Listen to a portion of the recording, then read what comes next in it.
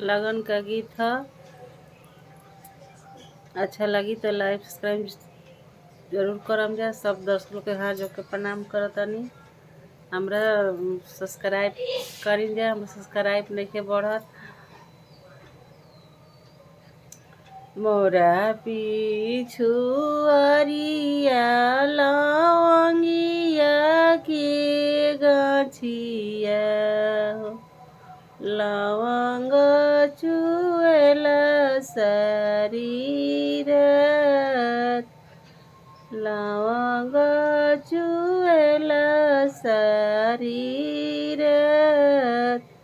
लवंग खटिया पापा पलंग सलले हो।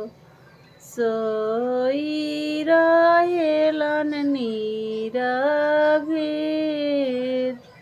जाहि तर कवन मम्मी बेनी या डोलावेली।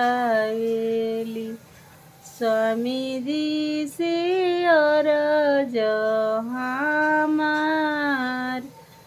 जेकराही घरवा स्वामी जी बेटी कुंवार। ऊ कैसे सुते नीरभित। जेकराही घरवा स्वामी जी धिया वह कुंवारी हो। ऊ कैसे सुते नीरभित। कुछु धनिया सूती ना कुछु धनिया जागी ना। कुछु हो दहेजवा की सोच। कुछु हो दहेजवा की सोच। कुछु धनिया सूती ना कुछु धनिया जागी ना। कुछु हो दहेजवा की सोच। खड़ा हो के पूछेलन पापा हो सुंदर अपन पापा। अब इज्जत रखिया बेटी हमार।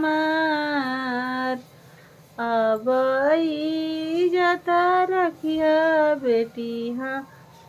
बचपन से पापा तोहर बतिया रखनी। अब भैनी चतुर सयान। अब भैनी चतुर चालाक। अब इज्जत रखिए भगवान। जेकराही घरवा पापा धियावा कुंवारी।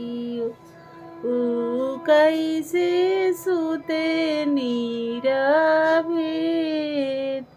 कुछु बेटी सूती ना कुछु बेटी जागी ना।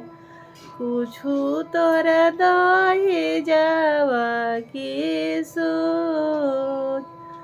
कुछु तोरा तिलकवा के सोच। बेटी विवाह का गीत।